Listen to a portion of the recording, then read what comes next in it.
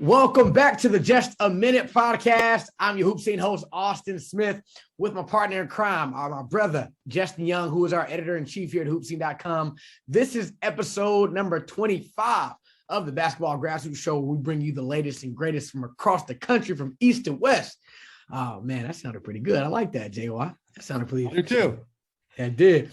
We're back on the scene again for episode number 25, man. We're back, happy to be here with my brother, Justin Young. JY, man, how are you in in Arizona? It's cold here in Atlanta, bro. So that's that. I forgot what cold feels like, honestly. Like, I don't even know what month it is anymore. What a life, man. I mean, I woke up this morning and it was literally like, okay, no electricity, just cold, freezing. That's how I feel. Really? Man, bro, what? It was cold. cold. I won't tell you it's like 90 today or something like that out here in Arizona. I got breakfast. My indicator for the temperature on my dashboard read 47. So yeah, I don't even know if my dashboard can hit the number 4 on the front end of the temperature anymore, bro. Must be nice. Must be nice.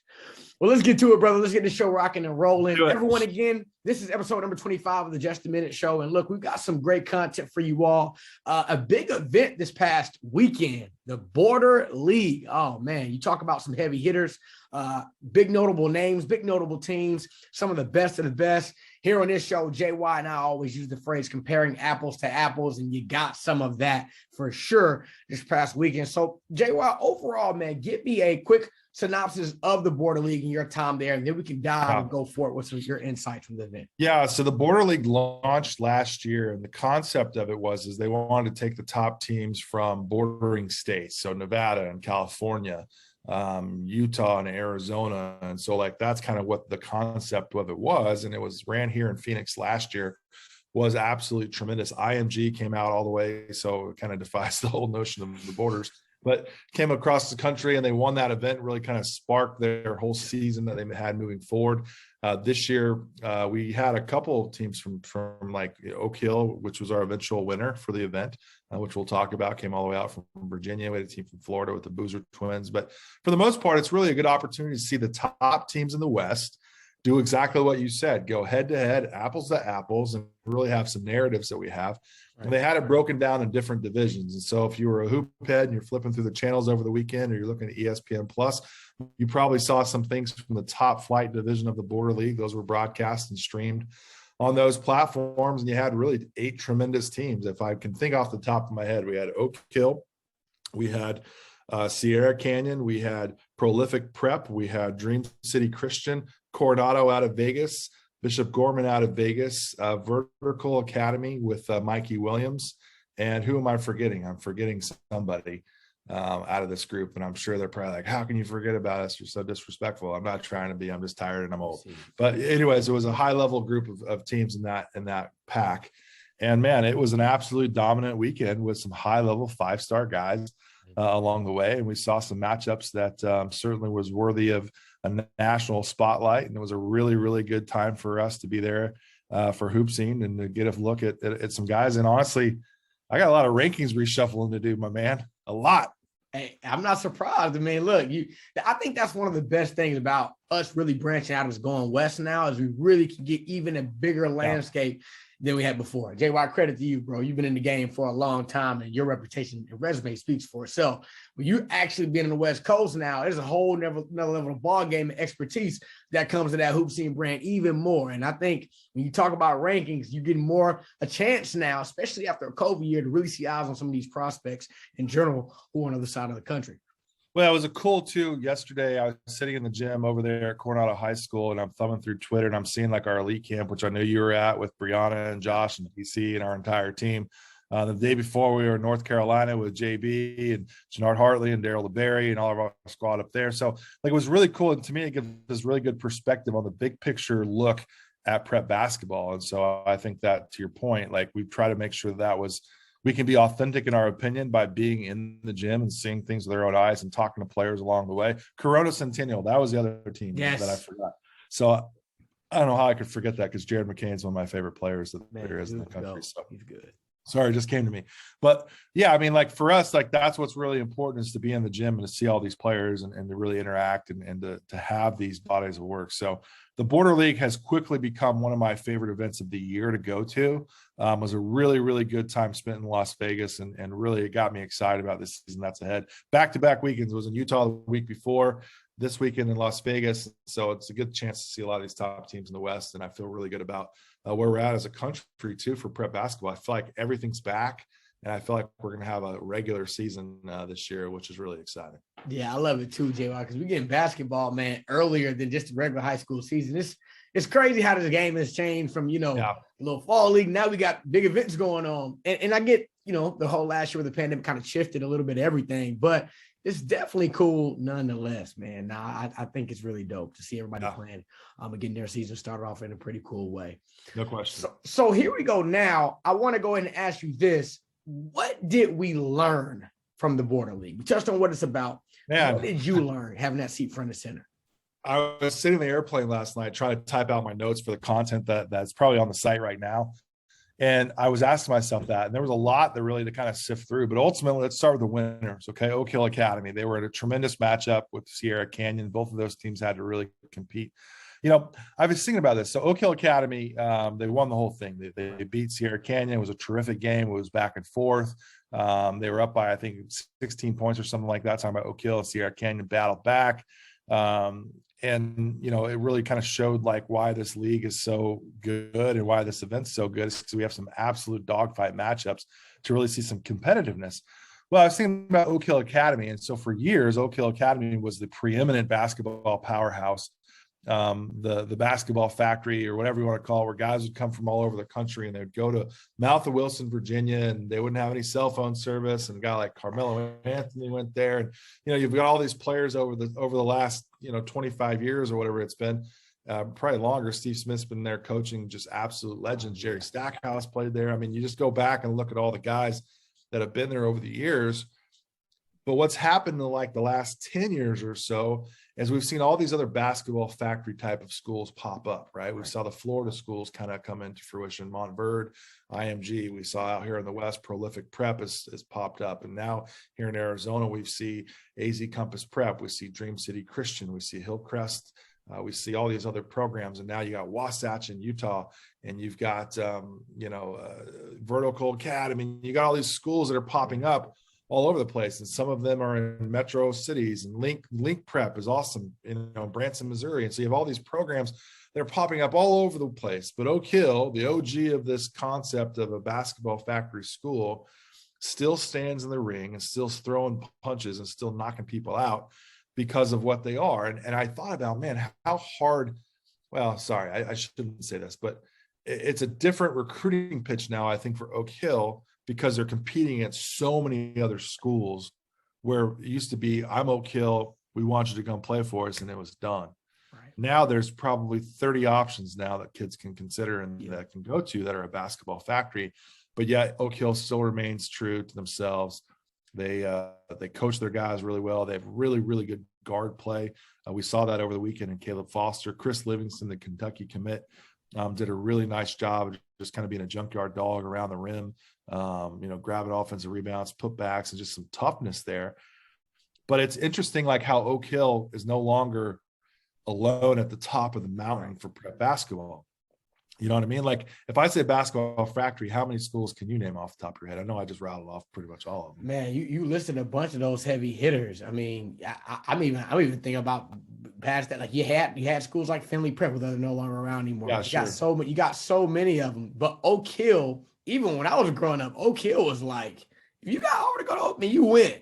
I'll gotta go back to what you were saying, JY, for a second, because like, how does Oak Hill really stand? I mean, it's the OG of them all, and they continue to produce.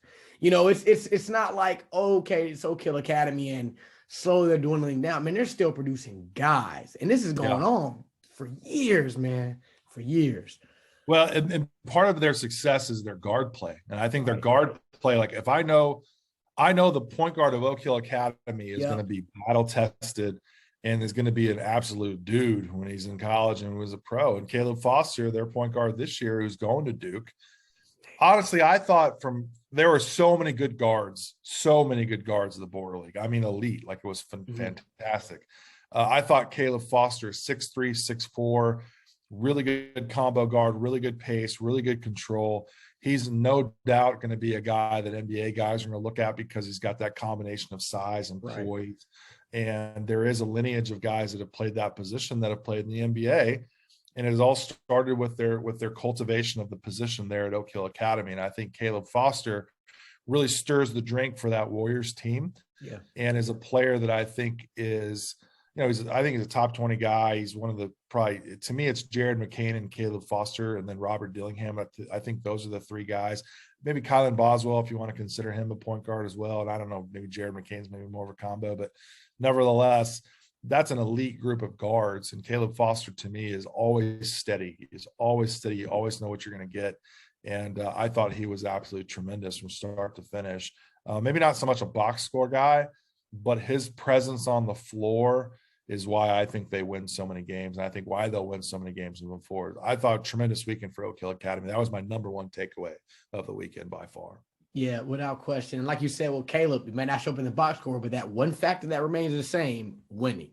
You can count that at any state of the game, man. And you know, it's funny, man. Every time I love that you said that because I think about that clip of Herm Edwards where he goes, "You play to win the game." I think about that all the time. Like I hear all these arguments. I'm like, yo, man, the dude lost. Yeah. They won. Like conversation over, right? Like go Braves. I mean, sure, Dodgers won 109. Yeah, shameless plug. We won the game. Whatever. I had to get that in. I watched that on the airplane last night. There were tons of Dodger fans. I was so excited.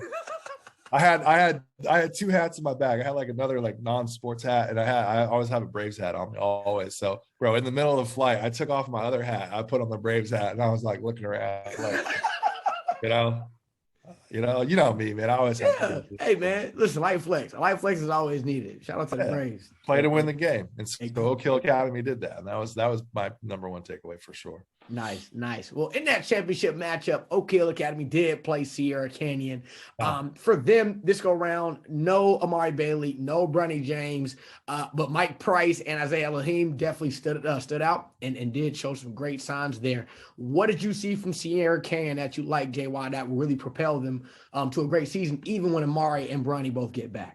Yeah, they're an interesting team. I mean, they are loaded. I mean, they are really, really stacked with some talent where I kept looking at the roster like, oh, man, that guy's here, that guy's here, that guy's here. Like, it's like, wow.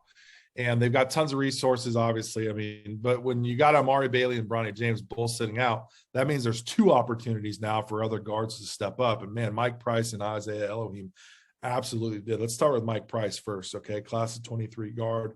I think he may be a top 50 guy, maybe better than that. He's an absolute bucket getter. A really good passer, good size, good just foot on the gas guy. Yeah. Love what he brings to the table. I thought both of those guys were tremendous. Mike Price, to me, I've seen him before. I watched a lot of film of him actually over the last year. Seeing him again in person really changed my opinion of him. Not that it was a bad opinion. I just didn't realize he was as good as he is. And he's a guy that I really need to consider for inclusion in our top 50, maybe even higher than that. Absolute dominant guard. But for me, my number one takeaway for this team was the absolute dominant performance for Isaiah Elohim. Top 5 guy in the country in the class of 2024. Probably one of the most impressive guards I've seen at that age in a really long time. Great size, great energy, unbelievable feel. I mean, absolute superstar potential. And I wrote about this on Twitter. Sometimes it's a little cliche, but sometimes when there's an it factor there, he's got that it factor to him. Okay. Where you just kind of know, like, this dude's going to get a bucket. It's kind of like when there's like a minute and 12 seconds left and like Tom Brady or Aaron Rodgers has like one last drive. You're like, we're going to lose. We're going to lose. Oh, yeah. Like, you just know you're going to lose because they've got the ball, right? There's nothing you can do about it. And Isaiah Elohim, I think, has a little bit of that to him, even though he's a sophomore. I actually think a loss like that in a battle back to Oak Hill is one of those things that's good for your development moving forward, because I think he got a taste like, okay, I need to figure out how do we close games better out. Now they were down 16-17. They battled back, made it a game. Credit to him, credit to Mike Price, credit to the whole Sierra Canyon team. But Isaiah Elohim has a special gene about him that I got really, really blown away by. And I don't get blown away too many times by young players, particularly young guards. But Isaiah Elohim, I think, has absolute superstar potential. Yeah, well, you mentioned it too when you said that this is a big time game. I mean, you talk about the championship game against one of the prominent basketball schools in the country, and for Isaiah to be able to step up and make plays like he did, you got to take note of that. And then that long-term development factor does matter, because these are minutes. Again, you're missing two top players in the country who are on your team who will have very valuable roles. So that's always good to see when guys step up to the plate and take advantage of those extra opportunities. Yeah, and to me, it's like there's so many good guards in the West right now that you're going to see that too, that competitiveness is going to keep raising everybody's game across the board, you know? Right. Yeah, man. Jay, you got me excited, man. Vegas, shoot, man. That was a move. Go watch the games, man. There's a replay. Like our friends at Who's Next, man, they've got the games archives. Go over there and check it out on YouTube if you need a good game. I got to do it. Everyone, I just want to remind you all really quickly, hey, episode 25 today. This episode of Just a Minute is brought to you all by our All In Invitational, May 13th through 15th in Las Vegas, Nevada. Hey, this is going to be the preeminent event that's going to bring shoe teams and non-shoe teams to compete against each other on the West Coast. And what not a better way to prepare for when it even gets grittier and grimier in the July period of your summer travel ball seasons. Come hang out with us, man. Come compete May 13th through the 15th again in Las Vegas, Nevada at the All In Invitational. We're fired up about it. You don't want to miss this event. I'm telling you now, so you don't say I didn't warn you. But hey, go ahead and visit hoopscene.com/events. You'll find a bunch more information on there so you can get your teams ready to go come next year in May, man. JY, let's talk about another game, okay? Prolific Prep versus Dream City Christian. We've been talking about both programs throughout the last few episodes of the show and some of the guys that stood out. Your thoughts on that, both of those teams in the matchup? Yeah, so let's talk about this for a second. So you've got Prolific Prep, who rolls out a lineup that includes Adem Bona, okay, probably the nastiest shot blocker, best defensive big in the country. You've got Dior Johnson, who's committed to the Ducks, go Ducks. And you've got MJ Rice, who's going to Kansas, Rock Chalk Jayhawk all day. Okay, so you've got three of these top high-level dudes. Now on Dream City Christian, you got Shaden Sharp, okay, #1 player in the country. You got Johan Traore, a top 25 guy in the country, who played at Prolific last year. Ironically, MJ Rice played at Oak Hill. Like, there's all these cool things, like at the event, like, hey, he played for them last year. He played for them last year. It was like this revolving door of all these guys. But Dream City and Prolific had all these guys, and Sean Phillips, who I think is one of the rising guys in the class of 2022 going to NC State, who we talked about last week, my top overall guy last weekend in Utah. So you have all these guys on the floor in the supporting cast to go along with it. I mean, that was a high level group of dudes on the floor at the same time. Let me start with MJ Rice. Actually, I thought MJ Rice had about as good of a weekend as anybody there was in the entire field. He looked tremendous. You know who he looked like to me? Who's one of my favorite players? We've talked about Davion Mitchell, right? All day long. Yeah. Like I am the captain. I am the engineer of the train. Like I'm all general. Yeah. Like I'm team Davion Mitchell.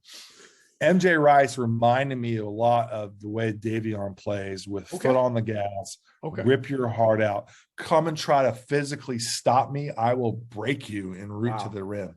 Like an absolute physical beast.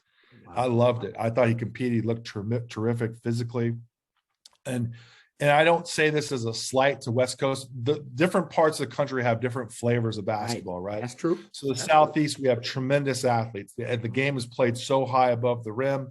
In the Midwest, it's like the old Hoosier style, a lot of passing, cutting, shooting, right? Like you can kind of go all over the country and find different places.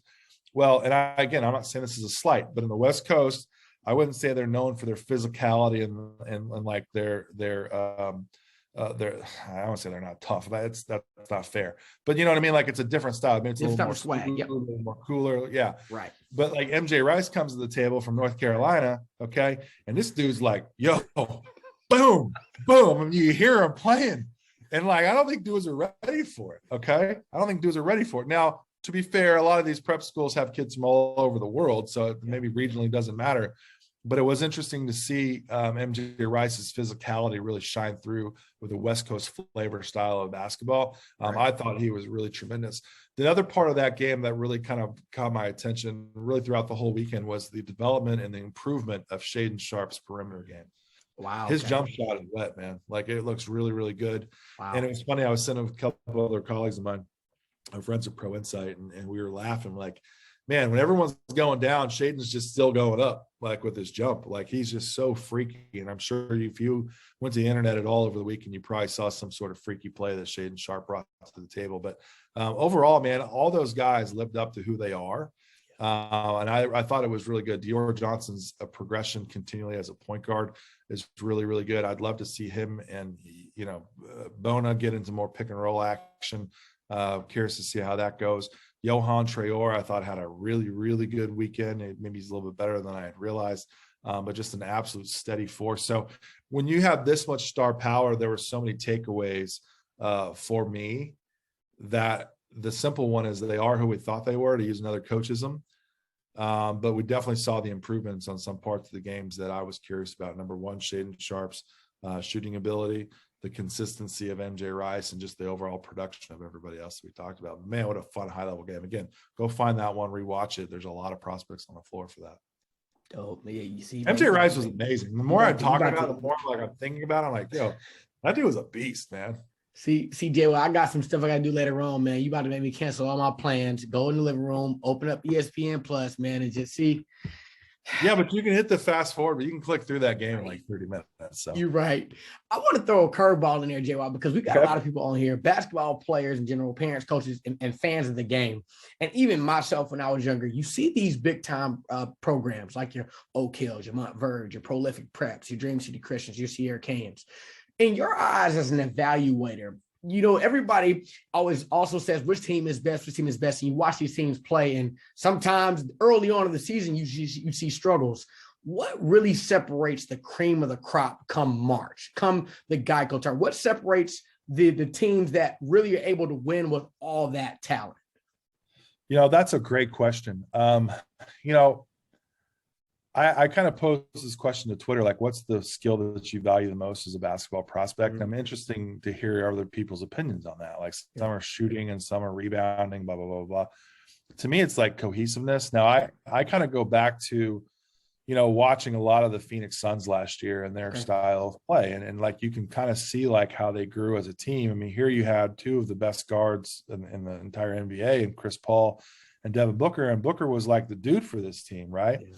And here you got like an OG like Chris Paul coming into town who's going to have a bust in Springfield, Mass, right? And like the minute he retires, and he comes in, there was this dynamic shift. And when they became like this cohesive unit, I was talking to the team, like that team, we got better when we just really became a team. We're really kind of locked in, and like that even matters to the pro level. Yeah. And I think when you're looking at a lot of these teams, these super teams, if you will, these teams that are created from kids all over the world, I think that's number one thing is like, how do you build like this cohesiveness and like this togetherness, and like who's going to be cool with being unselfish? I mean, there were some teams where I'm like, man, how is that going to work? How is that team going to look come January, right? Yeah. There's only one ball, only one guy can touch it. Like, who's going to be cool with being a ball screener for a game? Right. So I think that for me is always the number one thing when you look at a team. The team's success is whether or not they can all blend it all together. But, sometimes you just got to have the best dudes too, man. Yeah. You know what I mean? Yeah. Sometimes you just got to have the best dudes. Yeah. So. And again, like when you got the best talent, that definitely does make it a little bit easier. It makes it a little bit easier. But yeah, for sure. I agree with you 1,000%. I wanted to make sure you said that because a lot of people, have a misconception of how hard it is to win consistently at a high level. I'm gonna always, for me personally, I'm always gonna value a team or a player that's on teams that win. Always. Yeah. So like take the kid Milos Uzan, who just committed to Oklahoma, who's a point guard at Dream City Christian. I really think that guy's going to win 80 plus games in college. Now, is he the most athletic guy in his position? No. Is he the best shooter in his position? No. But you know what he is? He's a guy that knows how to glue talent together. Yeah. You could really probably pinpoint Sean Phillips' development as a big man post player back to Uzan. And again, we talked about him last week on the show. Right. But like for me, like I'm going to value him more than maybe a guy that's a more flashy guy, because he's going to value winning and he's going to make a team better and get them better along the way. So like the team from Dream City, like I know what I saw from them here in the fall, but I'm really interested to see what they look like, say like January 17th. Yeah. You know what I mean? Because like they're going to be a lot better because he makes them better. Right. And so like for me, like there's a huge value that goes with somebody like that, where there's some other guys who some of the other pundits or just pop culture has ranked really, really high, more so out of sheer like clout than they do basketball. Like there's some really good players out there that I've watched a lot that have never won a game. Yeah. And so like for me, I'm like, yo, man, I at some point again, you play to win the game. Yeah. And so like for me, like that's the overall value when you look at it. But it's hard. I mean, it's subjective. For me personally, it's like I want winners. Yeah. 1000%, man. That's good. And I think, most college coaches want that as well. I mean, that's the general. At the end of the day, you play the game, like you said, like the great Herm Edwards quote, you play the game to win. I mean, it's as simple. Well, like, let's make an analogy of this, okay? All right. So, I'm a girl dad. I got a lot of daughters, right? And if one of my daughters is like, hey, I got this guy, he's really good, but he never wins a game. So you're marrying a loser, is what you're saying. Yeah, I knew you were about to say that. A loser. You're bringing a loser to the house. Nah, see ya. Like, no, I want winners. Like, you don't want to bring home a loser to your parents. Like, this is who I'm going to marry. Never wins. You know what I mean? Like, that's what you want. That's what you want. I hope my daughters are watching this. I know they're not. Hey, that is the best analogy I think we've had. I think that's a good one. That's a good one. I mean, they have a parenthood corner. I got a lot of those. Well, in due time, JY, your time is coming, brother. We will see. That very soon. Okay, so let's close this thing on out, man. Hold on. I have one more, and I didn't put it on our show notes. That's an apology to me. Jared McCain is an absolute dominant talent. Unbelievable guard. Every time I watch, right? Every time. He is. Listen, that kid can play, man. I purposely wanted to make sure I laid eyes on him, like to fully watch him and see who he is as a player. He could go. And look, I'm gonna be honest. I was like, is this the same kid that was on TikTok, making all the TikToks? And it was, and he can actually go, Jay. Well, I just think that's the funniest thing. Sorry, that's a random point. But he can go. He's unbelievable. Yeah, he's an unbelievable player, really an unbelievable kid. I had a great conversation with him. Actually, of all things, believe it or not, I had to do some TikTok research, which is, it is really outside of my comfort zone. We're working on a story here, and really had some good insight. Really liked the kid a lot. Tremendous player. Love where he stacks up in that class, and him and a guy who we've talked about again, Donovan Dent, is going to New Mexico. Absolute steal for them. Really a terrific player for a terrific team. And I had to make sure that I went on the record to acknowledge my appreciation for Jared McCain, which is really not that big of a secret. And if you follow Prep Hoops, he's really, really good. But I had to say it just so I could end this podcast feeling like I knew what I was talking about. Man, had to. If you haven't watched Jared, you're missing out, man. Great point guard, elite shooter. Oh my gosh, man. Kid makes shots, good leader, and just a great kid. From everything I've heard, and he's just a good kid, man. And that's the one thing for everybody tuning in, man. Your character will take you a lot of places, especially in this basketball game. So Jared's a good kid, man. And I'm happy for his success. Yeah, no question about it. Good deal. All right, JY, signing day is coming up closer and closer. It always gets pretty interesting this year. I can remember even back, years ago, man, signing day was huge. Oh, where they gonna sign? It was because you didn't have as much social media nowadays. Yeah. But now you got people hashtagging not committed, or on their visits and things like that. The whole new wave. You got a whole new wave here. Tell me your thoughts about signing day, man. What do you think as we get closer to the date? Well, we've talked about it a lot. We do our commitments of the week, and we've kind of gotten away from the last couple of weeks. But there are certain things, like take a guy like Josh Jefferson, who just committed to St. Mary's. He was part of a team that wanted their own division out there. Liberty High School. Is he at Liberty? Forgive me. They have club team names. Right. Yeah. The Minutemen of Las Vegas won their division. But Josh Jefferson committed to St. Mary's. Tremendous pickup. And so when we come closer to signing day, we're going to talk a lot about the commitments of note and commitments of significance on hoopscene.com. We saw David Craig, a big 7'2" guy from Tennessee that we knew with the Tennessee Tigers, just committed to Mercer, part of a really, really good class from Mercer. And so signing day is coming up, and that's the type of stuff that we want to keep our eyes on moving forward. We got a lot of coverage coming for that. We got a lot of content coming for that. We're preparing for, which should be a really fun coming up here in about 3 weeks on National Signing Day. So we'll have a lot going on here on Just a Minute. We'll have a ton of stuff on the website as well. I just want to kind of get people prepared that when National Signing Week is what we should call it comes up, we'll have a ton of content on hoopscene.com coming up. Yes, sir. Without question, man. Hoopscene.com. That's your one-stop shop for everything. Make sure you're tuned in week by week, day by day. Hey, hour by hour. If you're on Twitter, you never know. You never know. Minute by minute. I mean, you never know what can. But listen, you never know what can break the storylines, man. You never know. You never know.